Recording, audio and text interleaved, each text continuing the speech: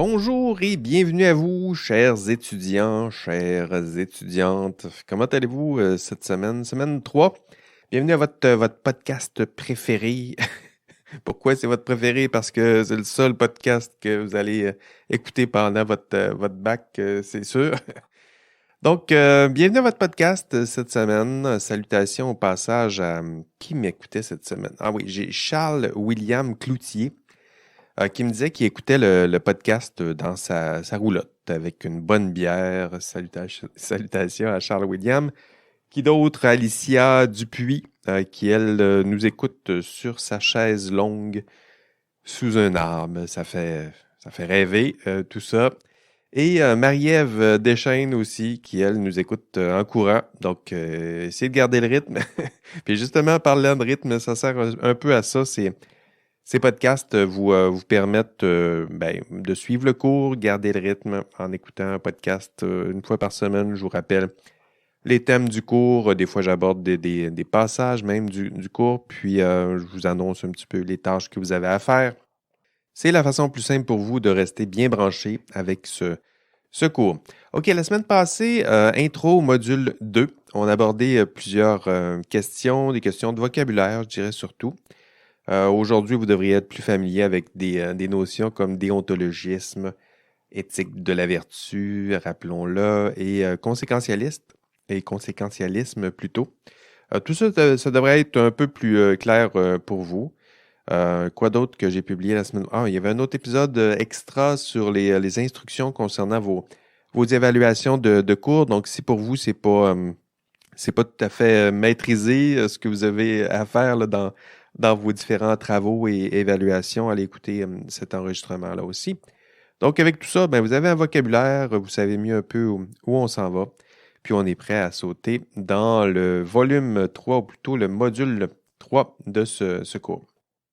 Avant de sauter dans ce module, peut-être quelques mots sur votre participation dans le cours, donc votre engagement. Je sais que c'est à distance, là, mais les stats de fréquentation de l'ENA, là, c'est quand même impressionnant de voir à quel point à quel point vous êtes déjà engagé dans ce cours. Ça va vite, 2 modules, mais c'est sûr que il y en a plusieurs qui ont décidé de sauter dans le bain rapidement. Je regardais les stats, il y en a 100 déjà qui se sont présentés sur le premier forum. Donc, avant même que le cours commence, là, il y avait déjà des étudiants et des étudiantes qui étaient très actifs et actives. J'ai eu aussi quelques mimes tordants, donc vous irez voir ça. Il y a dans le bas des forums, là, j'ai un forum sur les mimes. Si ça vous donne des idées, j'aime bien ça, là, votre mélange entre la culture mimétique, votre humour, puis le contenu de cours. Ça prend les deux. Donc, il faut que vous fassiez des liens avec les thèmes qui sont abordés dans ce cours et il faut que vous soyez drôle aussi, parce que sinon, ça se perd, tout ça.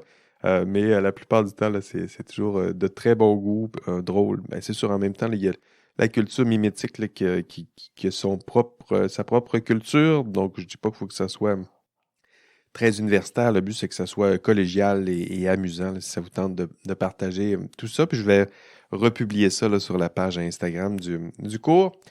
Quoi d'autre dans les stats? Des téléchargements, les podcasts, ça semble être là. Il y a déjà 400 téléchargements en 2 épisodes. Le premier épisode, il y a plus de téléchargements que d'étudiants inscrits. Donc, je ne sais pas ce qui se passe. Je ne sais pas qui, à quelque part, l'écoute je le salue, tiens, il y a peut-être quelqu'un là, qui écoute les enregistrements de cours, puis qui n'est pas inscrit au cours, puis pourquoi pas. Il y a des thèmes qui seront intéressants pour ces personnes-là qui ne sont pas inscrites dans le cours. Donc, merci d'être là. Merci, bravo de votre engagement là, précoce, c'est peu dire, dans ce cours. En souhaitant que cet engagement se transforme en réussite de ce cours, si je mets en place toutes sortes de processus pour stimuler, de systèmes pour stimuler votre engagement, c'est justement parce que je pense que ça peut contribuer à votre réussite. Petit mot sur le forum aussi du module 2. Il y a un forum qui est en feu, là. Donc, ceux qui veulent tenter d'appliquer les concepts déontologisme, éthique de la vertu, puis conséquentialisme, qui veulent tenter d'appliquer ça à la culture geek et la culture populaire, vous allez voir qu'il y en a plusieurs qui sont très, très habiles pour faire ce genre de lien-là. Donc, Harry Potter, quoi d'autre? Le Seigneur des Anneaux, l'univers de Marvel, The Witcher, le Mandalorian. Donc, tous sont tous là. Puis c'est intéressant pour vous de vous amuser à voir quels sont les liens que vos collègues tissent entre le contenu de cours et cette culture plus populaire. J'ai aussi vu aussi il y a un deuxième forum là, où je demandais d'appliquer les concepts à un discours peut-être un peu plus sérieux, là, le discours entourant la gestion de la COVID. Donc, c'est intéressant de voir ça aussi, comment que vous êtes capable d'appliquer ces concepts à des sujets beaucoup plus sérieux et délicats.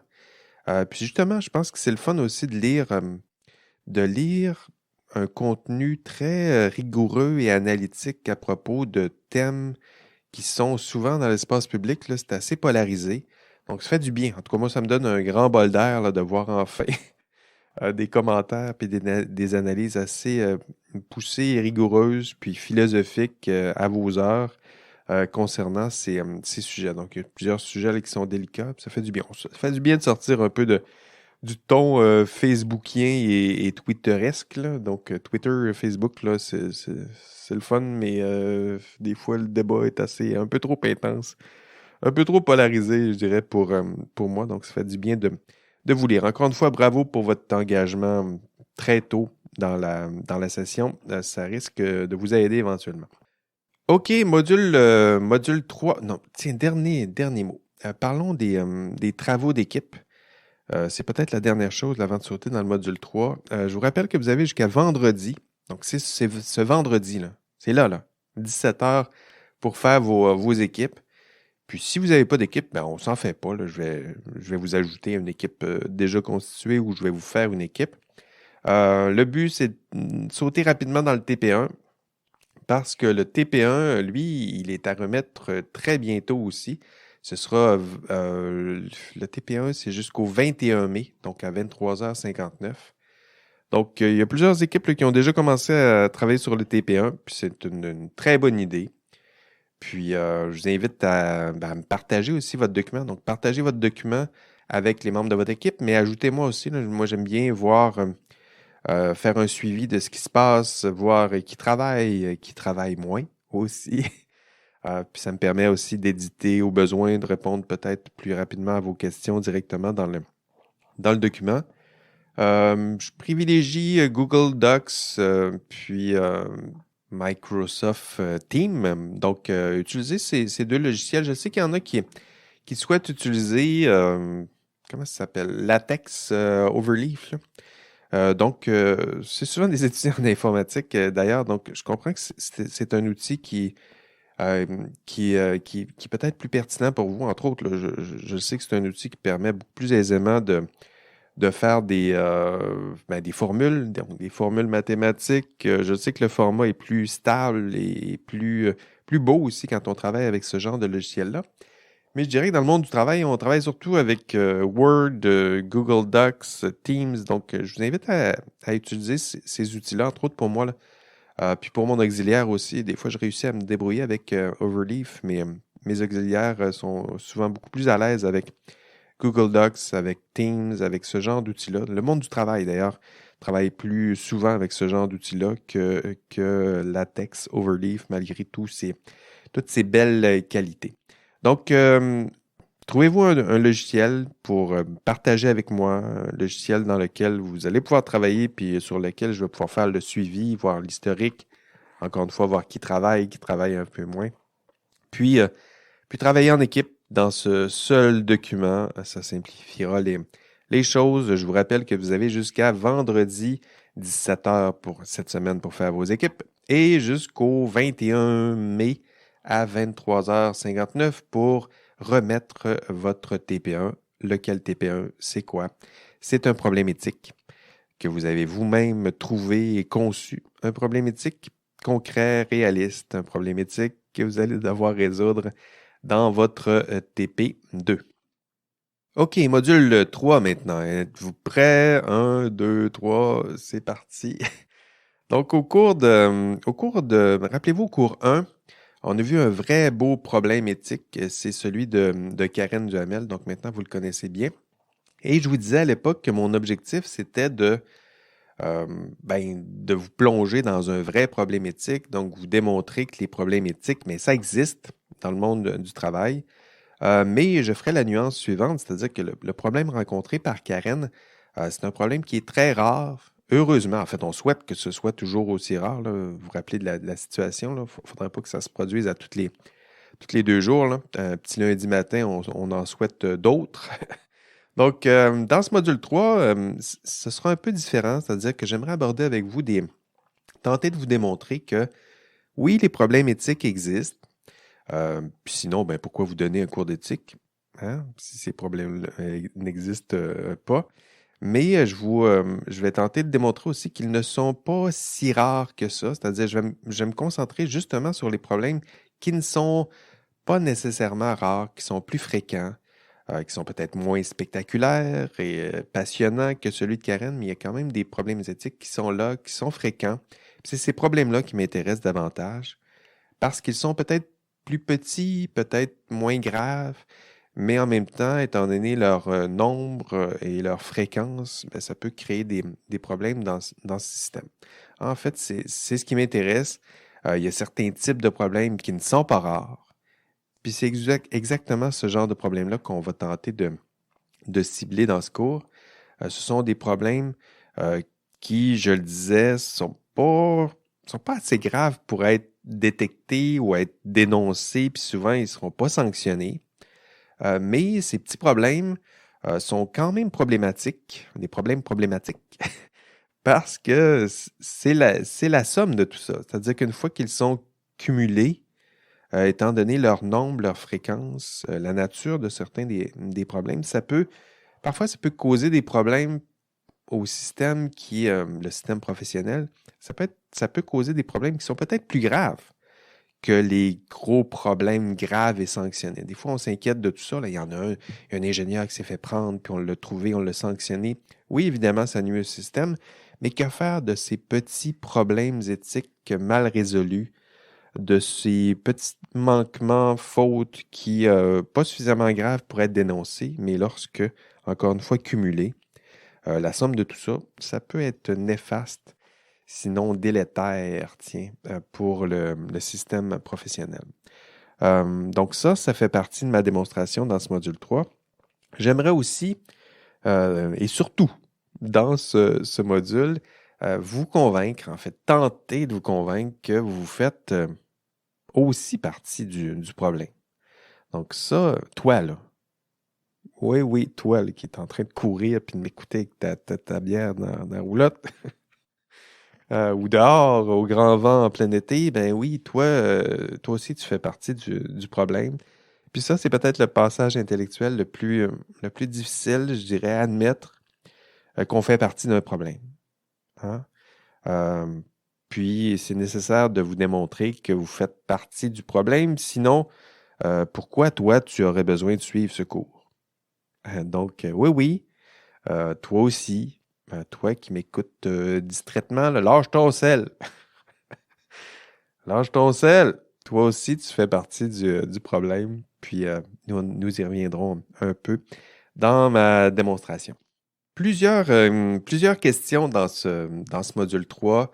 Je le disais, êtes-vous personnellement à risque? Êtes-vous collectivement à risque de commettre des manquements? Dans quelle mesure? Est-ce que c'est grave? Est-ce que c'est fréquent? Êtes-vous capable de gérer ce risque? Comment réduire ce risque? Ça fait partie des questions qu'on va aborder. Le problème, je le mentionnais dans mon cours introductif, puis vous irez écouter l'enregistrement de cours de cette semaine. Le problème, c'est que en matière d'éthique et de conduite intègre, je dirais, le problème, c'est qu'on se trouve et qu'on se pense bon, qu'on se pense honnête, qu'on se pense intègre. Mais est-ce que cette auto-évaluation, est-ce que ça tient la route, tout ça? Hein? Dans les faits, là. Vous, toi, est-ce que vous êtes à ce point honnête et intègre? Parce que, parce que si ce n'est pas le cas, il y a des conséquences à cette surestimation-là. Une surestimation, vous allez le voir dans le cours, une surestimation qui peut être non seulement personnelle, mais collective. C'est-à-dire que en surestimant nos compétences en matière d'éthique et d'honnêteté, là aussi, ça peut poser problème. Ça peut causer des problèmes, oui, c'est ce que je veux dire. Le plus important, peut-être, je dirais, c'est une forme de fermeture au dialogue. J'en ai déjà parlé au cours 1, mais je me permets de le répéter ici. Dans le cours 1, là, je disais que dans la plupart, à toutes les fois que je donne des formations, les gens me regardent toujours avec un regard froid, puis croisent les bras. Puis je ne sais pas ce qu'ils pensent, là, mais dans ma tête, là, je me dis, bon, ben, ils me regardent, puis ils se disent, ben, moi, j'ai rien à me reprocher, puis il n'y en a pas de problème, puis tu n'as rien à m'apprendre. Je suis une personne honnête, intègre. Puis ça, cette posture-là, je le disais, c'est problématique. Je ne sais pas si vous avez déjà essayé de parler avec une personne qui croit savoir, qui croit savoir ce qui est bien, qui croit être honnête, qui ne doute plus surtout, là, je pense que c'est cette posture-là. C'est ce doute-là là, que j'essaye de ressemer en vous, parce qu'il n'y a rien de pire que celui qui ignore ses propres failles, donc ignorant de sa propre ignorance. Ça, il n'y a pas pire, peu importe le domaine d'ailleurs. Puis, c'est cette forme de surestimation, c'est elle qui pose problème, parce qu'il y a des conséquences, je le disais, personnelles, individuelles, des conséquences collectives aussi, on va en voir en classe. Puis, c'est cette surestimation-là là, que je vais essayer de briser, y compris, donc en classe et y compris dans ce podcast, parce qu'à la fin du cours, du module 3, en abordant cette surestimation, mon objectif là, il est assez simple, c'est que, ultimement, vous cessiez de surestimer vos compétences éthiques. À la fin du module 3, donc si je fais vraiment bien mon boulot, vous ne vous surestimerez plus. Hein? C'est-à-dire qu'en combinant là, l'histoire de Karen Duhamel, qui était grave, puis ce cours 3, qui vous démontre qu'il y a plusieurs problèmes, que c'est des problèmes un peu moins graves, mais que vous faites partie du problème. En vous démontrant tout ça, mon intention, là, c'est que vous ayez, à la fin de ces 3 premiers modules, que vous ayez l'impression d'être mal outillé pour affronter les problèmes éthiques de votre profession. Puis ce sentiment de ne pas être suffisamment compétent, ça, ce sera un bon signe. C'est-à-dire, pédagogiquement, là, j'aurais fait ma job, c'est peut-être le signe que vous aurez minimalement reconnu vos manques. Puis, le reste, en matière de pédagogie, c'est plus facile de tenter après ça de combler un manque. Ça voudra dire que vous êtes désormais prêt à apprendre, à progresser, à vous améliorer individuellement et collectivement. Surestimation.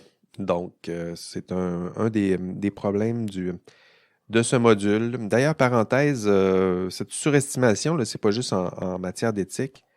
Dans d'autres matières, on parle plutôt de l'effet Dunning-Kruger. Vous avez sûrement déjà entendu cette expression-là. C'est un biais psychosociologique. Ça aussi, on en mentionnera quelques-uns dans le cours. Mais l'effet Dunning-Kruger, c'est le fait que, empiriquement, les personnes les plus incompétentes, ils ont tendance à surestimer leurs compétences. Puis là, je parle pas de vous, là, je parle, rappelez-vous, si vous êtes au boulot, là, le petit nouveau là, qui arrive, là, qui pense tout savoir, c'est ce que ça veut dire un peu. Là. Ça aussi, c'est de l'effet Dunning-Kruger. Alors que le contraire, c'est que les personnes les plus compétentes sous-estiment leurs compétences. Hein? Ça aussi, dans le milieu du travail, le vieux sage là, avec 30 années d'expérience, là, lui qui n'arrête pas de douter de ses propres compétences. Là. Donc, c'est ça l'effet Dunning-Kruger. Les plus jeunes, ceux qui manquent de compétences surestiment leurs compétences. Puis ceux qui sont compétents restent dans cette posture-là là, de doute, quasiment de l'imposteur, là, qui doute de tout de ses compétences, alors qu'ils sont souvent les personnes les plus compétentes. Mais justement, compétentes suffisamment pour voir ses propres failles, ça s'appelle l'effet Dunning-Kruger. Donc, une surestimation qui est partout, je dirais, où l'ignorance ou le manque d'expérience sévit. les réseaux sociaux sont bien peuplés de ces personnes incompétentes, je vais les appeler poliment comme ça, qui surestiment leurs compétences.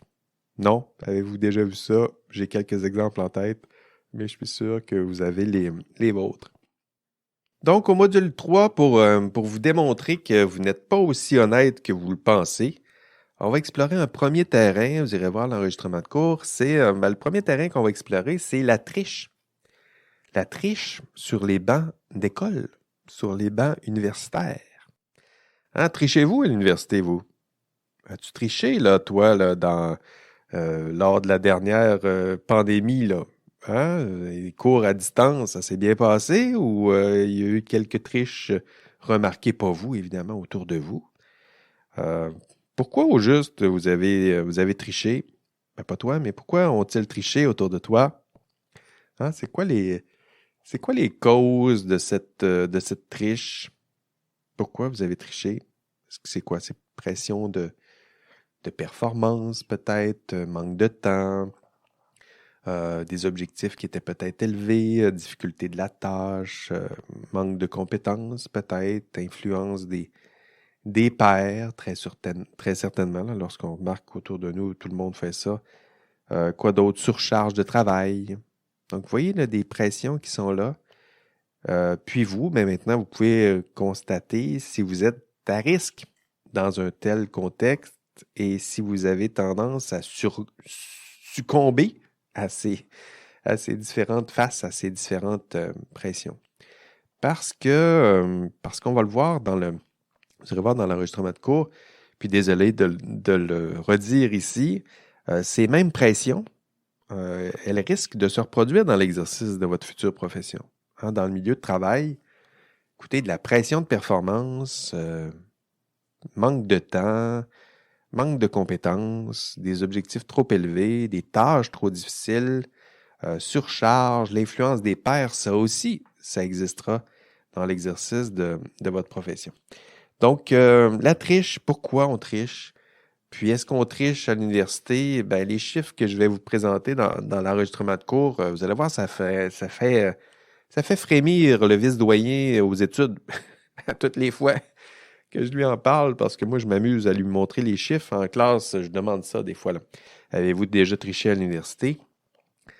Puis je vais le faire aussi dans l'enregistrement de cours, vous allez voir. Puis les étudiants trichent à l'université, en tout cas, sont prêts à l'admettre, c'est-à-dire qu'un étudiant sur deux dans votre groupe a déjà triché à l'université dans son programme en sciences et génie. Donc, la moitié. Donc, en ce moment, là, dans ce groupe, la moitié d'entre vous a déjà triché au moins une fois dans un travail ou un examen universitaire.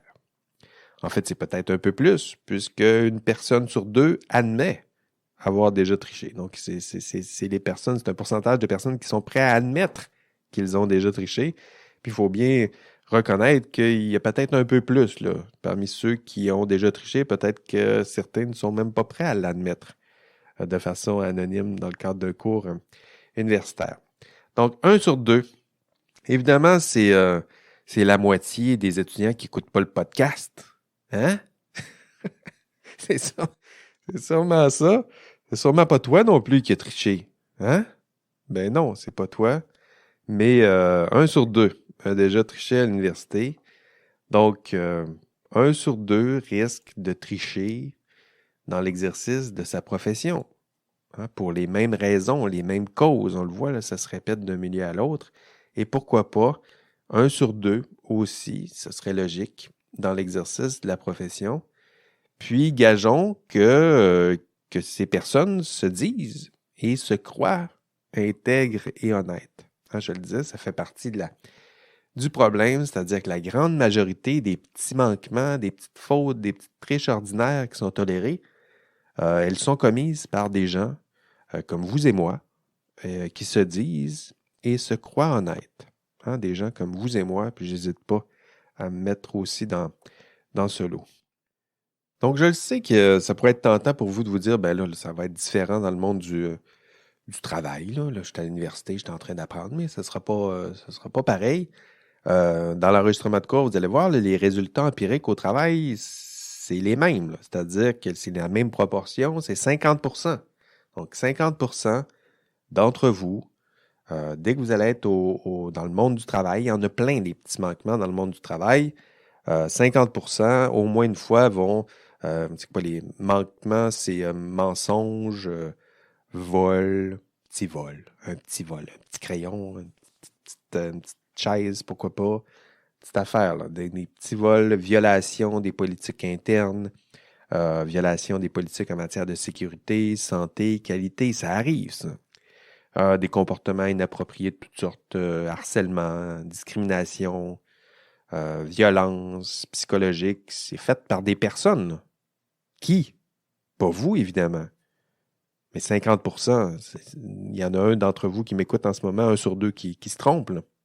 Il y en a un sur deux qui va commettre ce genre de méfaits au moins une fois dans l'exercice de sa profession. Donc, un sur deux. Choisissez votre poison, là. C'est ce qui vous attend individuellement, mais surtout collectivement. Donc, une personne sur deux va commettre l'un ou l'autre de ces manquements.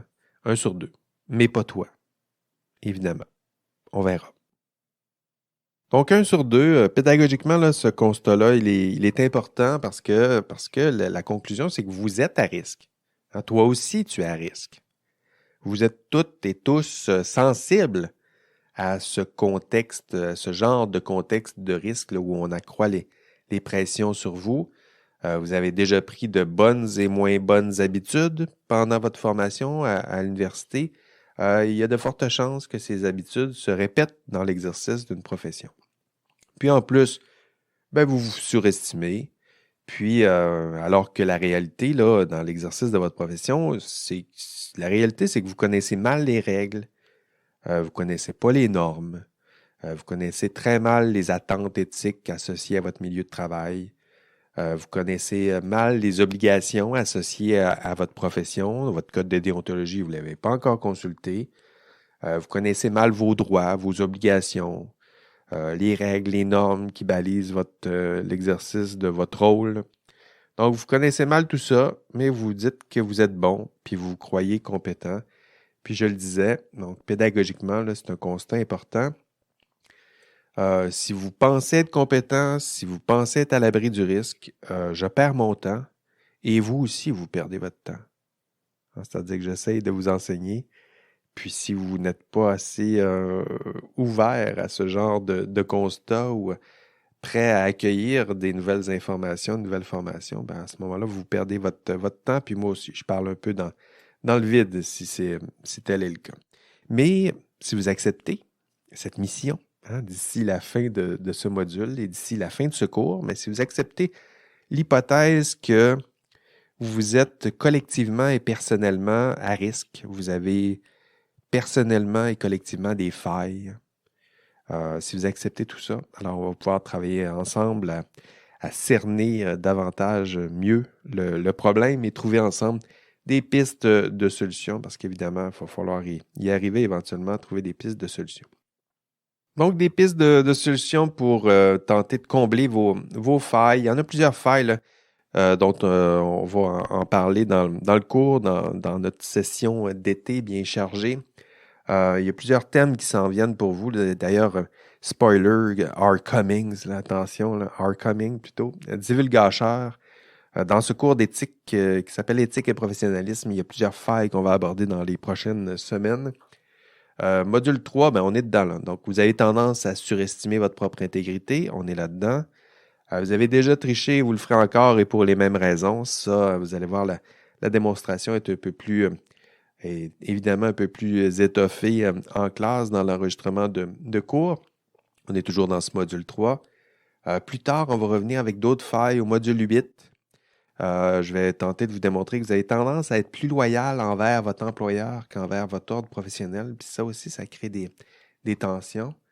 Module 9, c'est sur le conflit d'intérêts. Vous avez tendance à privilégier vos intérêts personnels au détriment des intérêts associés à votre profession. Donc ça aussi, ça fait partie du problème. Module 10 aussi, vous avez généralement tendance à vous plier à l'autorité. Ça crée toutes sortes de problèmes. Mais toujours dans le module 10, vous avez tendance à adopter les comportements de vos collègues Donc ça, ce qu'on va appeler la pensée de groupe ou la pensée groupale, avec toutes sortes de biais psychosociologiques, c'est toujours au module 10. Ça aussi, ça fait partie des failles qui peuvent expliquer pourquoi on triche individuellement, collectivement. Ça fait partie de la démonstration que j'ai prévue pour vous dans les prochains cours, parce que ces failles, ces tendances créent, une fois que c'est cumulé, ça crée des problèmes, puis c'est le cumul de ces tendances et failles qui contribuent à un problème, moi, ce que j'appelle un problème un peu plus systémique et organisationnel. C'est ça un peu que j'essaie d'aborder avec vous, là. Pas juste les, l'intervention individuelle, mais vous faire constater aussi que le problème, il est davantage, il vous dépasse un peu. Il y a une partie qui dépend de vous, puis il y a une partie aussi qui est plus importante, qui s'applique à l'ensemble du système. Donc ça, c'est ce que je vais appeler des problèmes systémiques et organisationnels. Et, et on s'attaque à ce genre de problème, non seulement dans le module, mais je dirais qu'on va s'attaquer à tout ça d'ici la fin de la session. Parlant de tendances, de failles, de fautes, de manquements, cette semaine, dans l'enregistrement de cours, je vous présenterai, j'y ai présenté plutôt, les travaux de la commission Charbonneau. Hein? Connaissez-vous la commission Charbonneau? Connaissez-vous ça? Est-ce que ça fait partie de la... À un moment donné, ça doit faire partie de la culture historique, mais avez-vous déjà entendu parler de ça? Avant, là, je donnais le cours, puis c'était en direct, ça passait à la télé, puis tout le monde connaissait ça. Mais aujourd'hui, où vous en êtes, ce serait important de vous familiariser avec ça, les travaux de cette commission d'affaires publiques. Ça s'appelait la commission Charbonneau. C'est une commission qui s'est penchée sur l'industrie, les problèmes éthiques dans l'industrie de la construction. Donc ça fait partie je dirais, de l'histoire récente du système professionnel. Ici, on a ciblé l'industrie de la construction, mais vous devez connaître cette commission.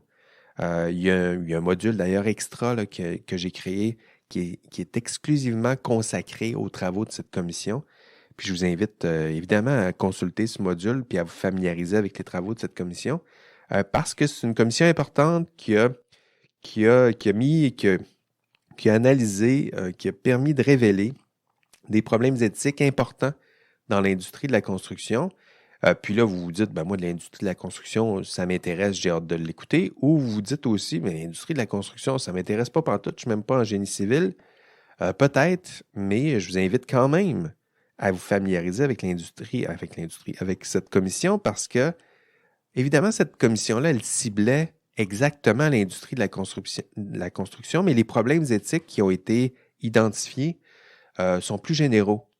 Donc, ces problèmes ont été identifiés devant la commission ou pendant la commission, puis ont été recensés dans le rapport de la commission. Mais tous ces problèmes éthiques là, sont transversales, là, c'est-à-dire que même si ils ont été identifiés dans l'industrie de la construction, c'est des problèmes éthiques qu'on peut voir dans plusieurs domaines associés à l'exercice de la profession en sciences et génie. Donc, allez consulter ce module spécial sur la commission Charbonneau. Je le dis encore, là, ça ciblait l'industrie de la construction. Ça ciblait aussi les villes de Montréal et Laval, exclusivement. Donc, si vous dites, moi, j'ai jamais vu, il n'y a pas de problème à Saguenay ou il n'y en a pas de problème à Sherbrooke, peut-être parce que la commission Charbonneau n'en a pas parlé, mais pourquoi on n'a pas parlé? C'est parce que ça ciblait exactement Montréal et Laval. Et ça ne veut pas dire qu'il n'y a pas de problème ailleurs. Hein, de la même façon, ça a identifié, ça a ciblé, je vais y arriver, ça a ciblé l'industrie de la construction, mais ça ne veut pas dire qu'il n'y a pas de problème dans d'autres domaines. Donc ça aussi, allez écouter ça, allez consulter ce module, allez réfléchir, puis je vous invite à réfléchir plus largement, à observer comment des professionnels en sciences et génie, donc des professionnels, allez voir comment ces personnes-là là, qui ont promis de protéger le public, puis de servir la science, puis les faits, la vérité, l'honnêteté. Allez voir comment que ces professionnels, comment ils agissent dans un contexte où justement là, le genre de pression qu'on a ciblé un peu plus tôt, là, allez voir comment on réagit quand on est soumis à des pressions difficiles, des pressions qui sont opérantes dans l'exercice de la profession. Allez voir comment un système, lorsque les pressions d'autorité, les personnes en position d'autorité sont viciées, allez voir ce que ça fait l'influence des pairs. Allez voir lorsqu'un système qui est corrompu, allez voir comment, lorsqu'un système est à ce point corrompu, comment ça peut corrompre les personnes comme vous et moi. Hein, des personnes qui se disent et se croient honnêtes. Allez voir, allez observer comment vous auriez peut-être pu faire partie du problème si vous aviez travaillé dans cette industrie à ces époques. Puis demandez-vous, qu'est-ce que vous auriez pu faire ou qu'est-ce que vous auriez aimé faire et qu'est-ce que vous auriez fait. Parce que ça aussi, ça peut différer. Il y a des décisions qu'on aimerait prendre, il y a des décisions qu'on prend qui peuvent parfois différer des décisions qu'on aimerait prendre. Donc, dans l'enregistrement de cours, je vous résume les travaux de la commission Charbonneau. Si vous n'êtes pas familier avec ça, soyez très attentifs parce que c'est une partie importante de votre culture, de votre compréhension, de vos connaissances en matière non seulement du système professionnel, mais de l'histoire un peu plus récente du système professionnel. OK, ça, c'était les thèmes un peu qui seront abordés dans l'enregistrement de cours. Quoi faire maintenant pour vous cette semaine? C'est quoi la liste de tâches que vous avez à faire cette semaine? Donc, pour ceux qui ne sont pas habitués encore avec la formule, je vous rappelle, vous allez dans la feuille de route de votre ENA, donc de votre site de cours. Vous allez au module 3, puis dans la section contenu, il y a une marche à suivre. C'est cette marche à suivre là, que vous devez suivre. La première, c'est écouter le podcast. Ben bravo, vous l'avez fait. C'est quasiment terminé. Vous avez écouté votre 3e épisode. Bravo. Deuxième chose à faire cette semaine, ben, allez écouter l'enregistrement de cours. Vous pouvez passer les pauses, évidemment, mais ça vous permettra de mieux approfondir les thèmes de ce module 3. Quoi d'autre? Allez répondre aussi aux sondages. Donc, j'ai fait des petits sondages. J'aimerais savoir comment vous répondez à ces questions. Les questions de sondage sont toujours dans le module 3. Lecture du module 3, il y en a quelques-unes cette semaine. D'abord, le rapport de la commission Charbonneau. Ben, allez pas tout lire, là. Le rapport, c'est autour de 1400 pages, là. Donc, allez pas tout lire le rapport. J'ai ciblé une partie en particulier. C'est quelques dizaines de pages, mais en même temps, vous allez trouver ça intéressant de voir, on identifie les causes. Qu'est-ce qui a causé le problème? Les différentes causes systémiques, personnelles, organisationnelles, c'est super intéressant. Quoi faire aussi cette semaine? Ben, allez, j'en parlais un peu plus tôt, allez consulter le module extra qui est consacré à la commission Charbonneau. Donc, si ce n'est pas déjà fait, allez sauter là-dessus là, pour vous familiariser avec les travaux de la commission. Allez visionner aussi, j'ai fait un petit résumé en 2 minutes là, des travaux de la commission. C'est un minimum, là, mais ça résume en 2 minutes ce que j'explique plus longuement et plus profondément en classe. Là, je dirais que je le fais en classe en 20 minutes, donc dans l'enregistrement de cours. Si ça ne vous tente pas d'écouter ces 20 minutes-là, ben allez au moins écouter la petite vidéo là, qui résume ça en 2 minutes. C'est sûrement pas suffisant, mais en même temps, ça va vous permettre d'en savoir un peu plus. Enfin, rappelons au passage les objectifs de ce module 3. Des objectifs. Pourquoi je vous parle des objectifs? Parce que c'est des questions potentielles à l'examen final. C'est aussi simple que ça. Je me donne des objectifs, puis à la fin, je le dis encore, je vérifie si vous avez atteint les objectifs. Les objectifs cette semaine, définir et reconnaître la faute et le manquement professionnel. Êtes-vous capable de définir la faute, le manquement professionnel? Êtes-vous capable de reconnaître certains gestes qui seraient des fautes? Êtes-vous capable de les nommer? Deuxième objectif, estimer le nombre de manquements, de fautes, leur gravité dans l'exercice de la profession. En classe, dans l'enregistrement de cours, vous allez voir qu'il y a plusieurs statistiques, nombres pour vous familiariser un peu avec tout ça. Nommer les principales causes. Ça, c'est le 3e objectif de manquement professionnel. Donc, les causes, quelles sont-elles? J'en ai mentionné quelques-unes dans ce podcast. Je les explicite en classe. Et dernier objectif, trouver des pistes de solutions pour réduire le nombre de fautes et de manquements. Et pour trouver des pistes de solutions, il faut d'abord trouver les causes que je vais vous expliquer en classe. Et une fois que vous aurez identifié les causes, mais les pistes de solutions, c'est d'agir sur ces causes. Hein, ça me semble tout à fait logique. Sinon, ben, c'est tout pour cette semaine. Donc, un petit épisode vite fait, bien fait. Merci. On se voit donc ben, la semaine prochaine. Puis d'ici là, ben, bonne semaine à vous tous et toutes. À la semaine prochaine. Allez, bye bye. OK, l'indice cette semaine, 50%. Hein, c'est pas une prédiction sur votre note. C'est le pourcentage qui nous permettait d'identifier le nombre de personnes qui, au moins une fois dans leur carrière, vont commettre toutes sortes de petits manquements qui ont été ciblés un peu plus tôt. Donc, 50%, une personne sur deux. L'indice de la semaine, 50%, 5, 0, signe de pourcentage. Ce sera suffisant dans votre courriel. Allez, bye bye.